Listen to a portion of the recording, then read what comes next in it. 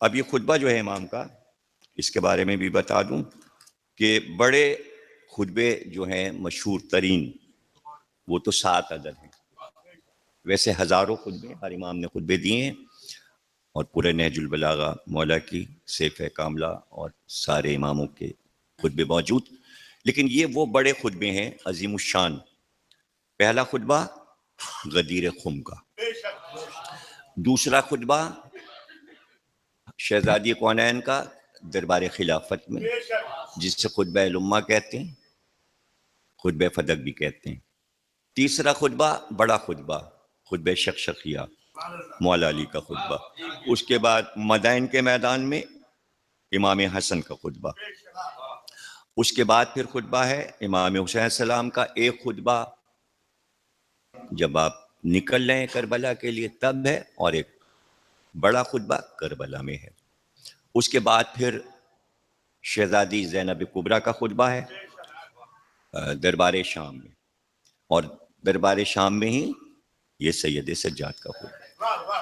یہ سارے خطبوں کا انداز، فصاحت و بلاغت سب ایک، شروعات کا طریقہ ایک، کہ ساری تعریف یہ درود و سلام محمد اور آل محمد۔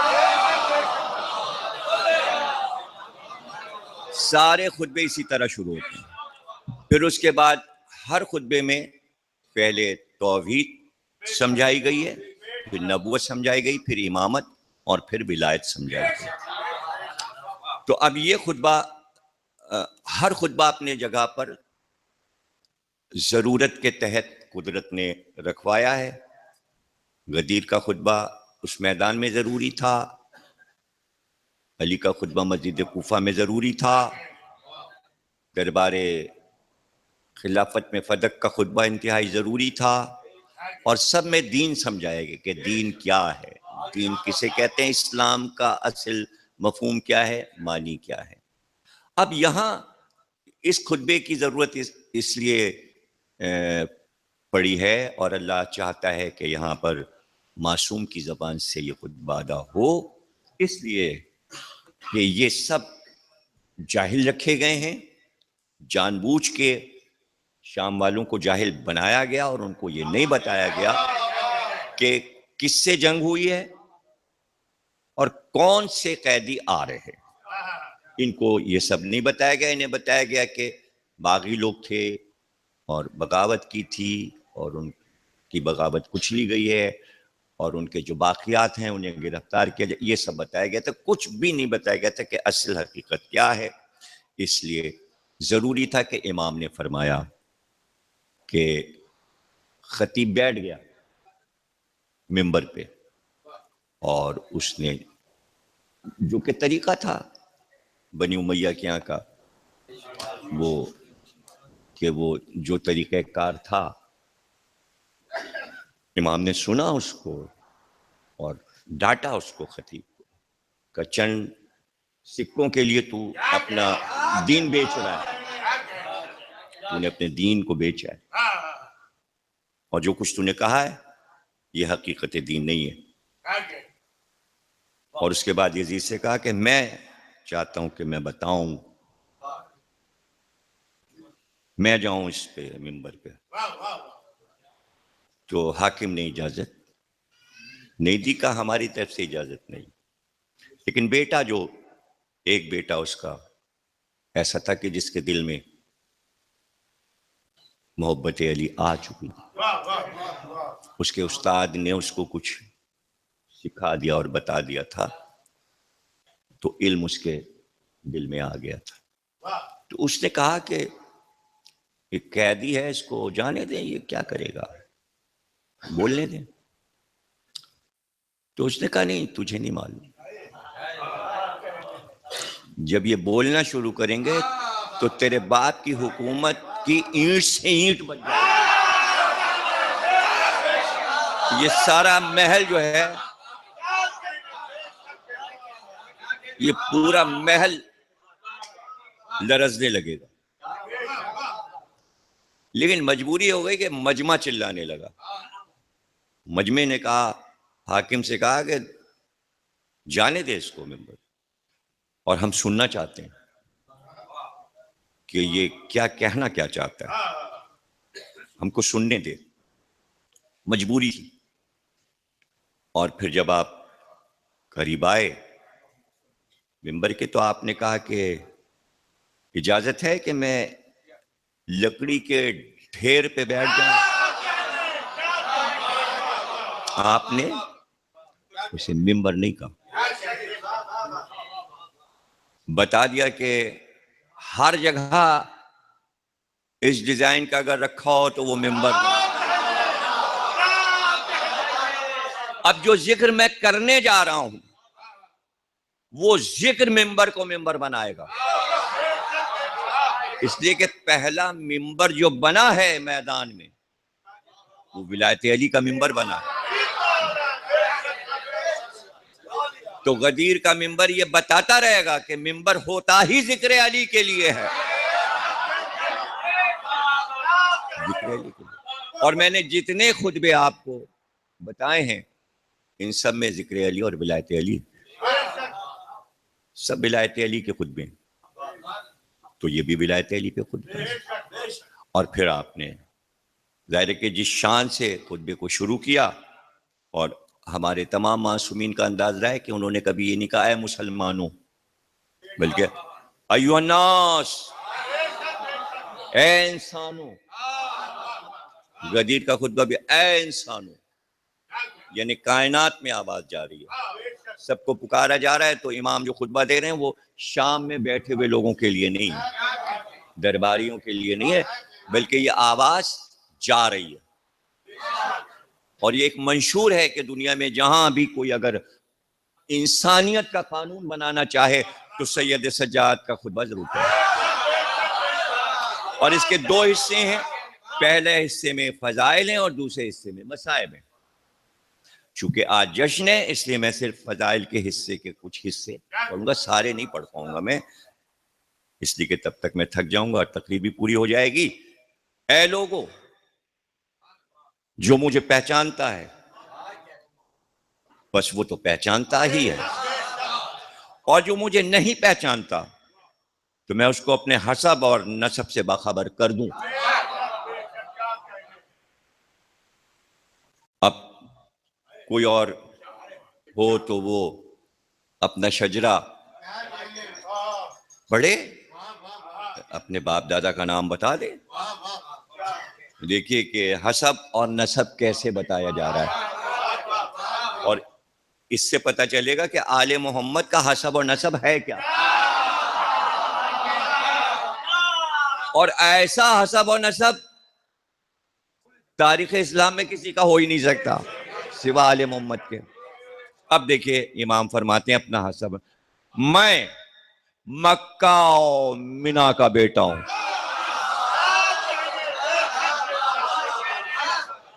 میں مکہ و منا کا بیٹا ہوں، میں زمزم اور صفا کا بیٹا ہوں، میں اس کا فرزند ہوں جس نے حجر اسود کو اپنی ابا میں اٹھایا۔ اب گویا ایک تاریخ بیان ہو رہی ہے، اسلام کی پوری تاریخ سنائی جا رہی ہے، اور سرکار کے زندگی کے حالات بیان ہو رہے ہیں۔ لیکن سرکار کی زندگی کے حالات سرکار سے نہیں شروع ہوئے، جناب ہاجرہ اور اسماعیل سے شروع ہوئے۔ میں مکہ اور منا کا بیٹا ہوں، میں مکہ اور منا کا بیٹا ہوں، میں زمزم اور صفا کا بیٹا ہوں، میں اس کا فرزند ہوں جس نے حجر اسود کو اپنی ابا میں اٹھایا تھا، میں اس کا بیٹا ہوں جو بہت زیادہ عطا کرنے والا اور سخاوت کرنے والا تھا، میں اس کا فرزند ہوں۔ بہترین طواف اور بہترین سعی کی، یہاں پہ رک جائیے، امام فرما رہے ہیں کہ حج تو سب نے کیا اور کرتے رہیں گے۔ حضور کے دور میں بھی لوگ حج کر رہے تھے اور سعی بھی کر رہے تھے صفا اور مروہ، لیکن اگر سب کا حج اور حضور کا حج اور سعی برابر ہو جائے تو آپ فرماتے ہیں نہیں، سب سے بہترین طواف دنیا میں اگر کسی نے کیا تو میرے جل نے کیا۔ اب بہترین کے معنی تو معلوم ہو تو اب جملہ کہنے دیجئے. ہر مسلمان کہتا ہے نماز اول میں نماز پڑھنا اور میری نماز ہے اور ابھی نماز ہونے والی ہے اور دیکھیں نماز کے وقت یہ. ارے تیری نماز اور محمد کی نماز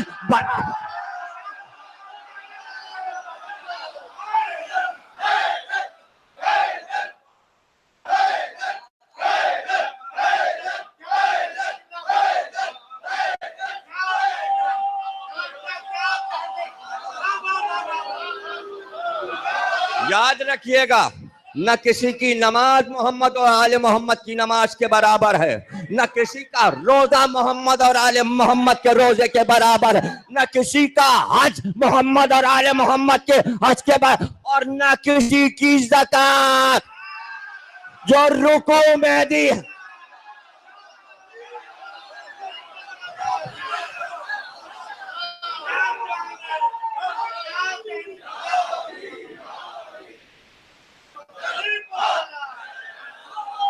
آپ برابری کرنا چاہ رہے ہیں.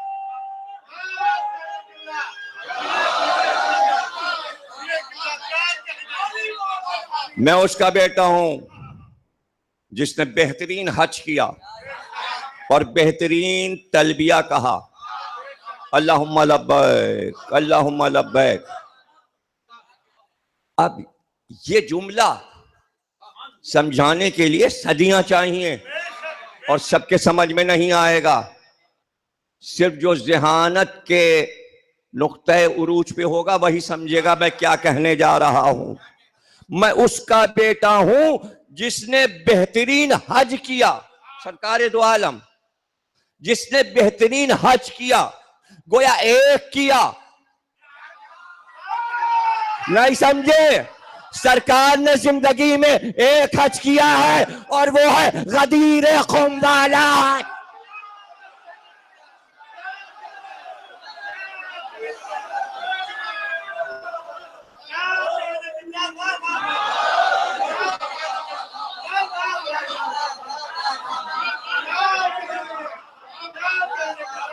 دوسرا حج تاریخ میں کوئی ہم کو دکھا دے. بڑے بڑے تاریخ داں پڑے ہیں, بڑے بڑے نقطہ داں پڑے ہیں. ایک حج یہ حضور کا ہے بہترین حج, ایسا ایک حج, ایک ایسا حج کئی ہزار لاکھوں حاجیوں کے ساتھ مکے میں داخل ہو کے حج کیا جائے, دکھاؤ. ارے کبھی حالت خوف میں کافروں کے زمانے میں چھپ کر چپکے سے کر لیا ہوگا اکیلے, تو اس کا کیا پتا. ارے تمہیں تو یہ بھی نہیں پتا کہ ابو طالب نے نکاح پڑھایا, تو تمہیں حج کا کیا پتا.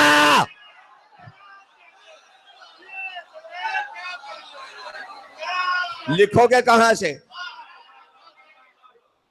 کہاں سے لکھو گے؟ صلح حدیبیہ میں واپس جانا پڑا پہلی ہجری میں, یہاں سے آگے پہلی ہجری سے 10 ہجری تک تو کوئی حج کیا نہیں سرکار نے. مدینے سے ہجرت کے بعد ایک ہی حج تو کرنے گئے, اس لیے واحد میں استعمال کیا ہے بہترین حج. یہ بہترین حج کس کی وجہ سے ہوا؟ رسول کا حج بہترین حج کیوں بن گیا؟ جملہ سن لو, اس لیے کہ یہ ولایت علی والا حج تھا. سارے جملے اتنے مشہور تاریخی ہیں, باریک بات جسے کہ بلاغت, یعنی شام والوں نے کہا تھا فصاحت اور بلاغت بنی ہاشم کی نہیں سنی. فصاحت بھی اور بلاغت بھی. فصاحت تو یہ ہے کہ جیسے کوثر جاری ہے اس طرح خود بجاری, یہ تو فصاحت ہے. بلاغت کیا ہے؟ وہ بات جو ہے سامنے کی ہر ایک نہیں سمجھ پا رہا, اسے کہتے ہیں بلاغت. اب دیکھیے جملہ کس کو نہیں معلوم, امام فرما میں اس کا بیٹا ہوں جس کو براق پر ہوا میں سوار کرایا گیا. یہ لفظ کیوں کہا کہ ہوا میں سوار کرایا گیا؟ اس لیے کہ گھوڑا زمین پہ چلتا ہے. اگر کہتے براق پر سوار تو لوگ کہتے زمین پہ براق چلا تھا. نہیں, گھوڑا زمین پہ قدم رکھتا ہے تو سواری ہوتی ہے, براق زمین پہ ٹکا نہیں, وہ ہوا میں تھا.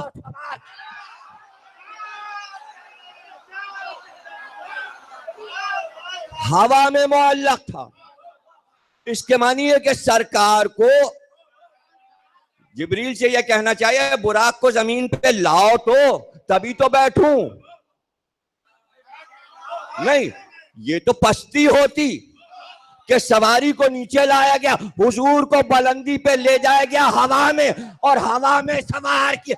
یہ چوتھے امام کے علاوہ کسی نے کہا؟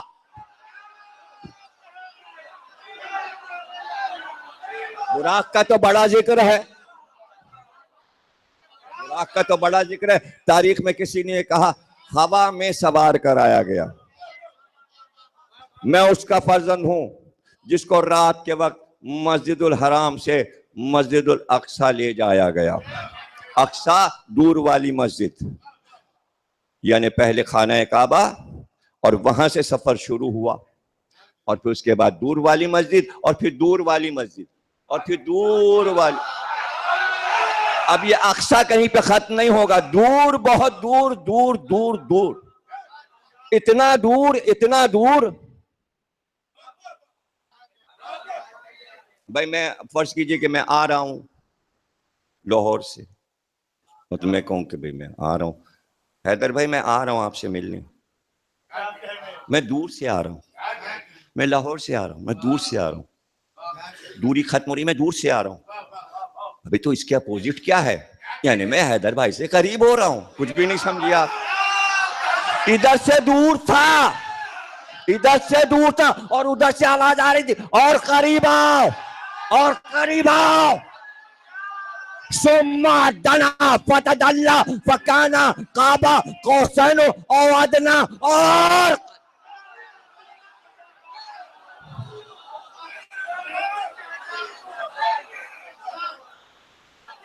معراج سے جو شیخ کو ملا رتبہ اعلیٰ، یہ پایا کسی اور پیغمبر نے نہ پایا. اللہ سے جو قرب نبی تھا وہ کہوں کیا، قوسین کا ہے فرق. جہاں رتبہ ادنا جبریل امی کو بنا ما دخل کی جاتی، یا احمد مختار تھے یا ذات خدا تھی، یا احمد مختار تھے یا ذات خدا تھی. اور قرب کیسا تھا؟ قرب کیسا تھا؟ ادنا سا فرق. وہ ادنا بھی کہاں او لگا دیا، او ادنا، یعنی فرقی ہی نہ رہا. یا احمد مختار تھے یا ذات خدا تھی. یہ میر انیس کا بند میں نے پڑھ دیا، میں اس کا فرزند ہوں. کے وقت مسجد الحرام سے مسجد الاقصی لے جایا گیا. میں اس کا بیٹا ہوں جس کو جبرائیل سدرۃ المنتہا تک لے گئے.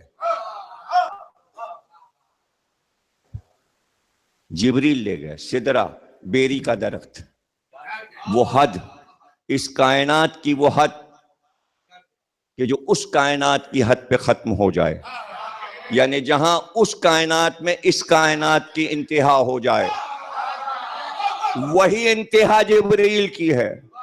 جہاں جبریل کی انتہا ختم ہوئی، منتہا، وہاں سے ایک بلندی شروع ہوئی، وہ پیغمبر کی بلندی تھی. اور بس اتنی ہی سی تو بات تھی. وہ رکے، رک کیوں گئے؟ آگے نہیں بڑھ سکتا. آؤ نا، آ نہیں سکتا. کیوں نہیں آ سکتے؟ یہ میری جگہ ہے، وہ آپ کی جگہ ہے. پھر تو کیا ہوا؟ ابھی تک تو ساتھ تھے. ارے پہاڑوں پہ ساتھ تھے، غاروں پہ ساتھ تھے، یہاں ساتھ تھے، اقصی میں ساتھ تھے، مسجد میں ساتھ تھے. یہاں کیوں رک گئے؟ ارے وہ آپ کی جگہ، یہ میری جگہ. اگر میں آپ کی جگہ آیا تو میں جل جاؤں گا. ارے جب ملک جل جاتا ہے تو عام آدمی اگر وہ جگہ بیٹھ جائے تو کتنا جلایا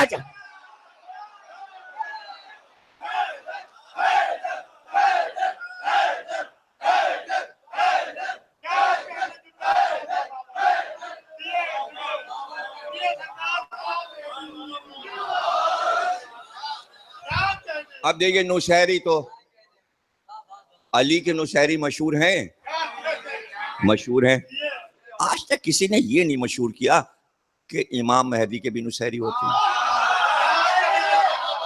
آپ نے کبھی سنا؟ بس علی کے نوشہری. آج میں امام مہدی کا نصیری بننے جا رہا ہوں. بات تو یہ ہے کہ مشہور کیا جائے کہ ضمیر اختر نے علی کی نصیریت سے نکل کے مہدی کی نصیریت میں قدم. مزہ تو جب ہے مشہور کیا جائے. دیکھیں میں مہدی کا نصیری بننے جا رہا ہوں. پہنچا وہاں. اے کیا میری مجال کے میں پہنچوں. اے تاریخ کے صفوں سے پہنچ گیا. میں وہاں کہاں سدرہ تک بھلا میں جا سکتا ہوں. میں خلا میں جہاز پہ بیٹھتے بھی ڈرتا ہوں. تو جہاز ہلدا ہوتا تو میں سمجھ آ رہے PIA کا جہاز ہے, گڑبڑا رہا ہے معاملہ.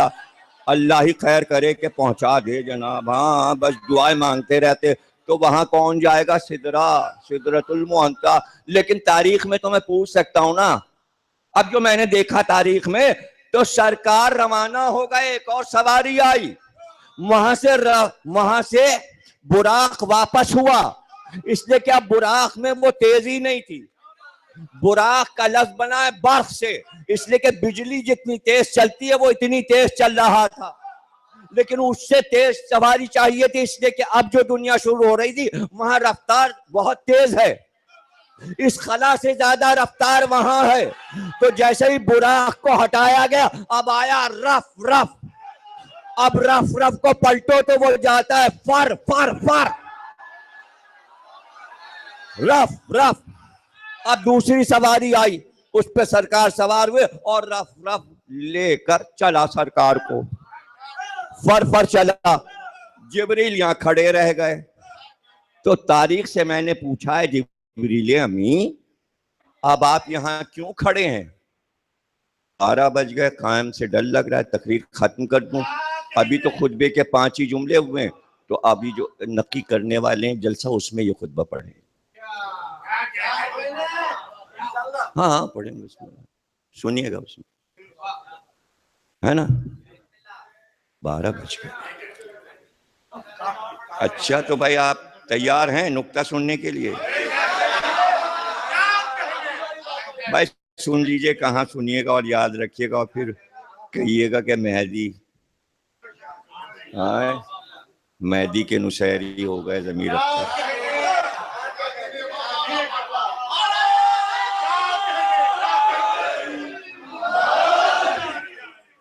میں نے کہا جبریل امی آپ کیوں کھڑے ہیں؟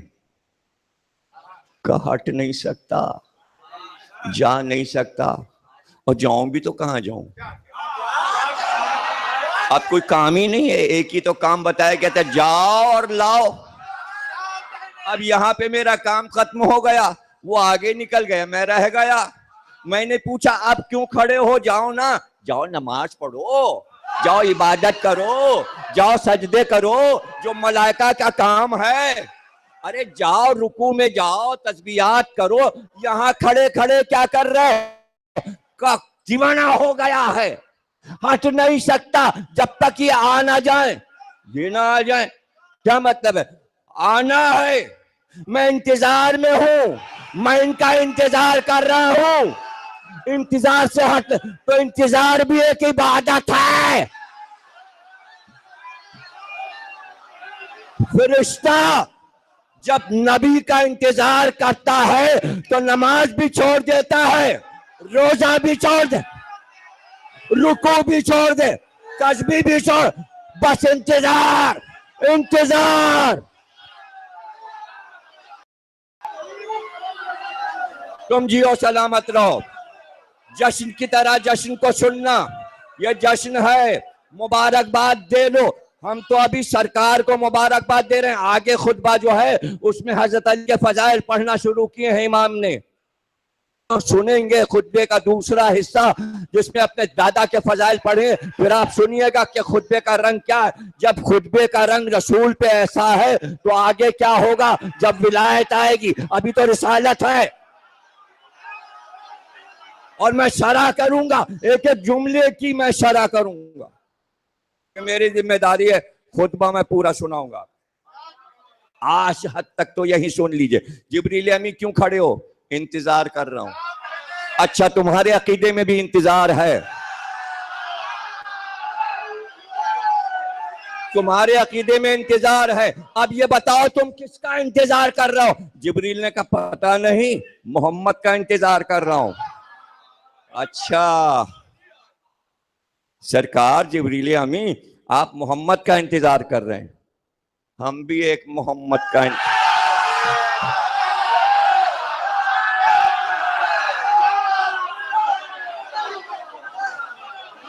ہم نے کہا جبریل امین ابھی تو سرکار کے آنے میں کچھ گھڑی ہے اور آپ باتیں کر لیں۔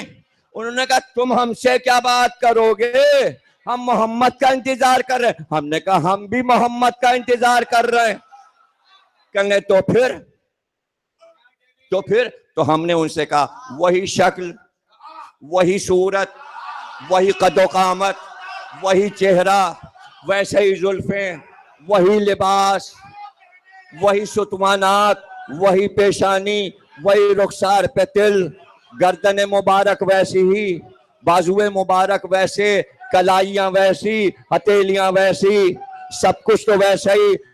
جیسا محمد تمہارا آنے والا ہے ویسا ہی میرا آنے والا ہے۔ میں نے کہا اب آپ گڑبڑا جائیں گے اس لیے کہ نصیری کا معاملہ آ رہا ہے۔ میں نے کہا مگر، جبریل کہنے ہیں مگر کیا؟ ارے یہاں تم مگر کیسے کہہ سکتے ہو؟ سرکار کا معاملے میں مگر کیا؟ مگر کیا؟ اب جو مگر اور اگر کے معنی نہ جانے، اردو میں جو یہ نہ جانے کہ اگر کیا ہے اور مگر کیا ہے تو وہ ساری زندگی اگر مگر کرتا رہے۔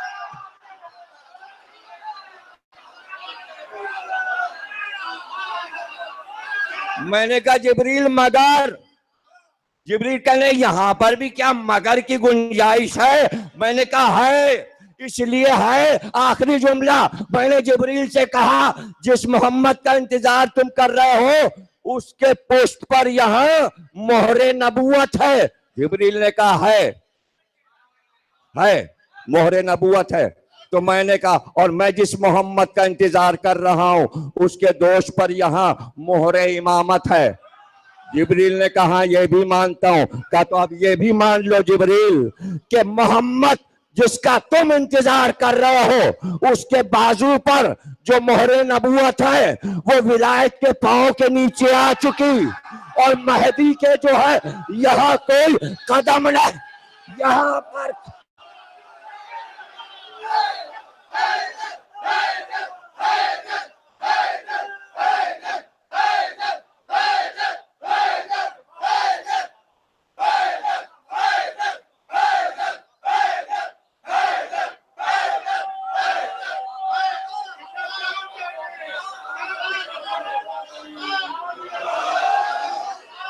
دوسرا جملہ آ گیا کہہ دوں یا یہیں پہ ختم کر دوں؟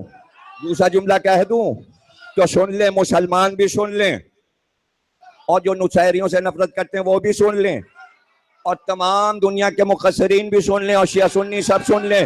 جو کہنے والا ہوں ہے حقیقت، ماننا نہ ماننا تمہارا کام ہے۔ بھلے تم یہ کہہ دو نہیں کہنا چاہیے تھا، لیکن کیا کروں، ہے تو کہنا تو پڑے گا۔ نہیں کہنا چاہیے تھا ایک معاملہ الگ ہے۔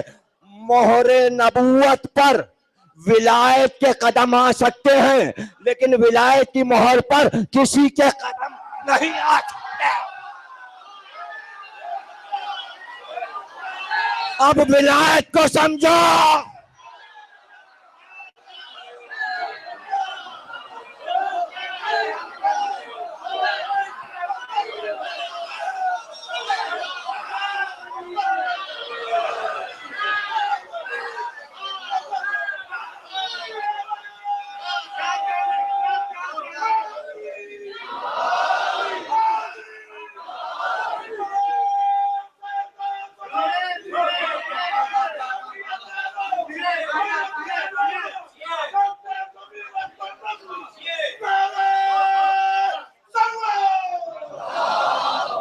جس نے شفا بانٹی ہے پوری دنیا کو شفا بانٹی ہے،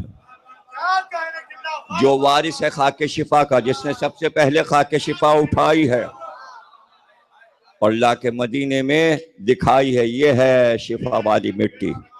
سب سے پہلی سجدگاہ، پہلی تسبیح کربلا کی مٹی سے بنانے والا سید سجاد، جو خاک شفا پہ پہلا سجدہ کرے وہی تو ہے سید سجاد، جو پہلی خاک شفا کی تسبیح پڑھے وہی تو ہے زین العبا، وہی ہے زین العبا۔ اللہ اکبر۔ تمام انبیاء کی آمد، سب آ گئے، سب آ گئے، اور پھر عرش سے آواز آئی، آئینا زین العابدین، کہاں ہے زین العابدین، کہاں ہے زین العابدین، کہاں ہے؟ ایک پکار مچی ہے محشر میں انبیاء کے بیچ، سارے انبیاء نے اپنے کو دیکھنا شروع کی، سب نے عبادت کی ہے، سب نے عبادت کی ہے، بڑے عبادت پہ اترانے والوں، یہ منظر تو محشر میں دیکھو کہ ہر نبی نے عبادت کی اور اپنے آپ کو دیکھ رہا ہے، کیا میں چلا جاؤں؟ بلانے والا وہ ہے، میں برگاہ میں حاضر ہو جاؤں، لیکن کسی نبی کی ہمت نہ پڑی کہ آگے بڑھ کے کہے پروردگار میں زین العبا ہوں۔ ایسے میں ایک جوان آگے بڑھا اور اس نے آواز دی، پروردگار ان انبیاء کے مجمع میں اگر میں ہی زین العبا ہوں تو میں تیرے دربار میں سر کو جھکائے ہوئے موجود ہوں۔ آواز آئی، بے شک تو ہی زین العبا ہے، اے حسین کے بیٹے، صرف دنیا میں زین العبا نہیں ہے، 1,24,000